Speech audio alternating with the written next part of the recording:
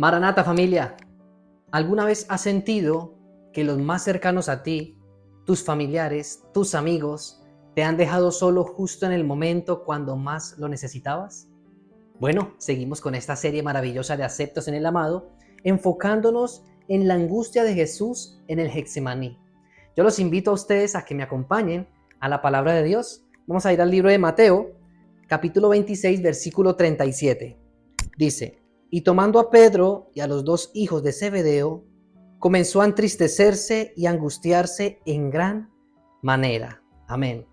Jesús tomó a 3 de sus discípulos. Dice que tomó a Pedro y a los dos hijos de Zebedeo y comenzó a entristecerse en gran manera. Nosotros creemos que la Biblia es su propio intérprete. Si nosotros queremos saber, ya tenemos el nombre del primer discípulo, es Pedro. Pero si queremos saber cómo se llamaban los dos hijos de Zebedeo, tenemos que ir a otra parte de la Biblia que me aclare quiénes eran esos dos hijos de Zebedeo. Recuerde que la Biblia, a la luz de un versículo, entendemos otro. Y vamos a ir a Marcos capítulo 14, versículo 33. Y nos dice la palabra de Dios en Marcos 14, 33.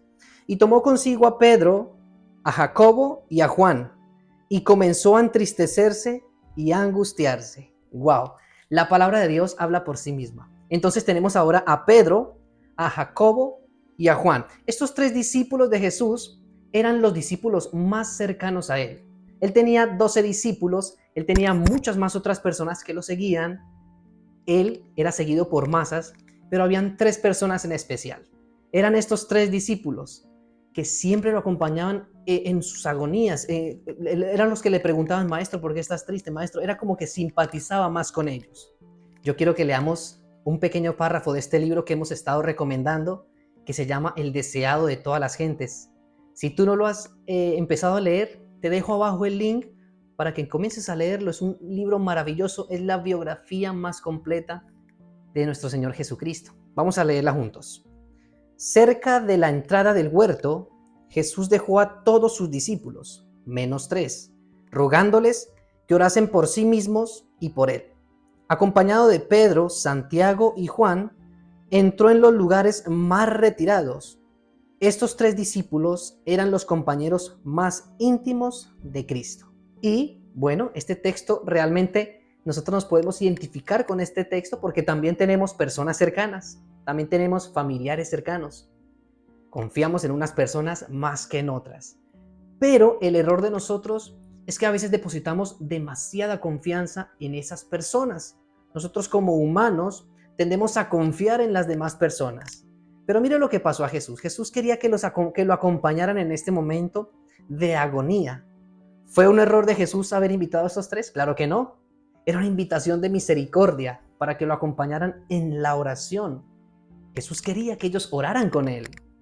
¿Cuántos de ustedes se han sentido identificados con alguna oración que ha hecho un familiar por ti? Yo creo que todos, ¿no? En algún momento han estado orando por nosotros, ya sea para algún problema de salud o para algún problema de la sociedad, del común. Así que bueno, sigamos leyendo. Dice: habían contemplado su gloria en el monte de la transfiguración. Habían visto a Moisés y a Elías conversando con él.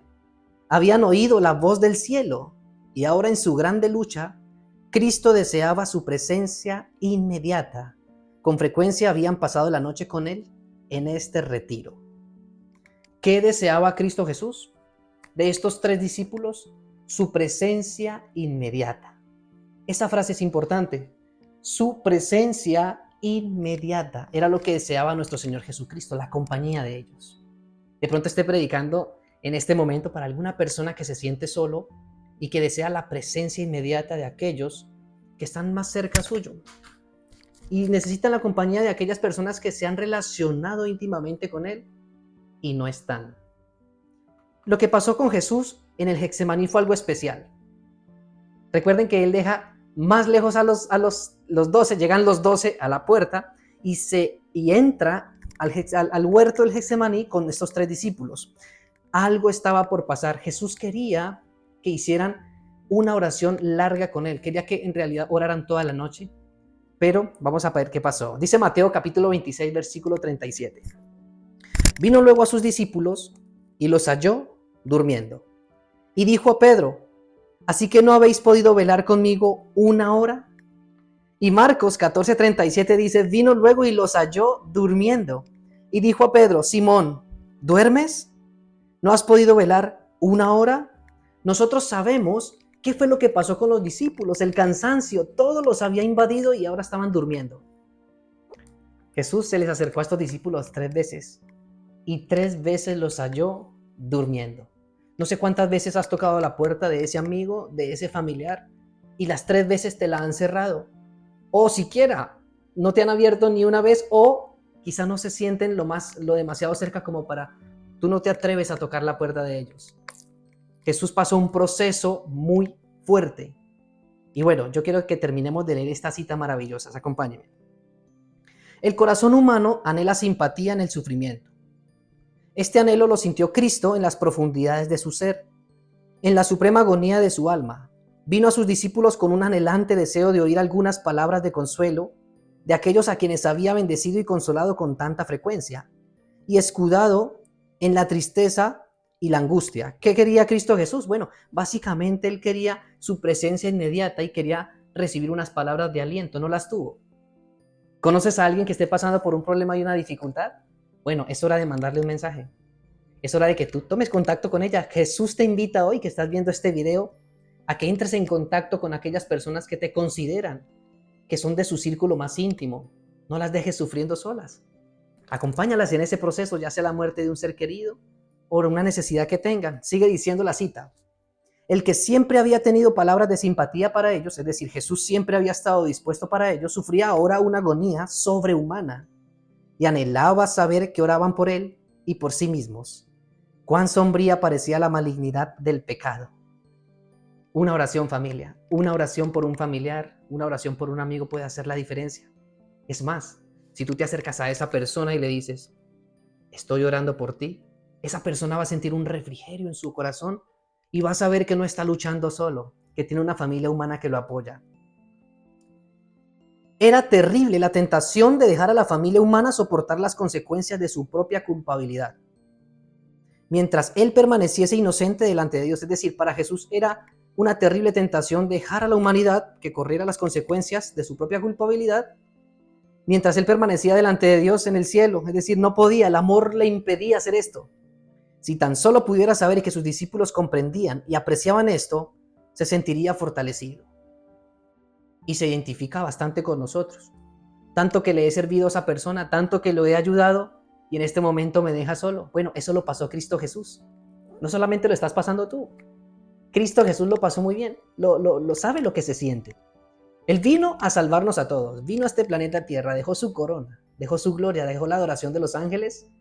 Y sin embargo, no encontraba apoyo en ninguno de ellos. No tenía, como dice aquí, no apreciaban este plan. No apreciaban lo que Cristo Jesús hacía. Habiendo hecho la decisión, cayó moribundo al suelo del que se había levantado parcialmente. Y yo les quiero comentar un poquito cuál era esa decisión. Esa decisión era la de seguir con el plan de la salvación. Él estaba entre seguirla o no. Esa era su lucha en el Getsemaní. Entre abandonar al ser humano a su suerte o morir en la cruz del Calvario por él. Tomó la decisión de salvarnos. En su agonía, aunque no tenía ningún apoyo humano, aunque estaba solo, tomó la decisión de salvarnos. Dice, habiendo hecho la decisión, cayó moribundo al suelo del que se había levantado parcialmente. ¿Dónde estaban ahora sus discípulos para poner tiernamente sus manos bajo la cabeza de su maestro desmayado y bañar esa frente desfigurada en verdad más que la de los hijos de los hombres? El Salvador pisó solo el lagar y no hubo nadie del pueblo con él. ¡Wow! El Salvador pisó solo el lagar. ¿Qué lagar estás pisando tú solo?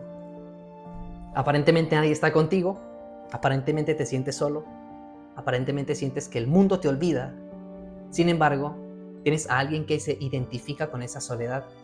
Alguien que pisó el lagar solo en esta tierra, Cristo Jesús, tiene todo el poder y toda la autoridad para identificarse con tu soledad, identificarse con tu dolor, porque Él lo sintió y Él lo pasó. Lo estamos leyendo en la palabra de Dios. Quería estar acompañado, pero no estaba acompañado. Lo dejaron solo justo en el momento que más necesitaba. Si estás hablando conmigo, si yo estoy hablando con una persona que se siente solo, bueno, acude a Cristo. Acude a Cristo Jesús y te recomiendo este libro, El deseado de todas las gentes, porque tú en realidad no estás solo. Puede que te falte la compañía humana, puede que te falte la compañía del más cercano, pero Dios estaba con Jesús en el Getsemaní. El Espíritu Santo estaba fortaleciendo a Jesús en el Getsemaní. Los ángeles estaban con Jesús, rodeándolo en el Getsemaní. Es decir, que aunque humanamente nos sintamos solos, tenemos en nuestro alrededor toda la fuerza del cielo trabajando por nosotros y para nosotros. No sé qué momento difícil estés pasando, no sé qué dificultad estés enfrentando. Lo que sí sé es que tenemos a uno que es capaz de identificarse con nosotros, que cargó nuestras flaquezas, que sufrió nuestros dolores, que sufrió en soledad, y aunque sufrió solo y sin amigos, es poderoso para identificarse, acompañarnos y sacarnos adelante. Que el Señor te bendiga.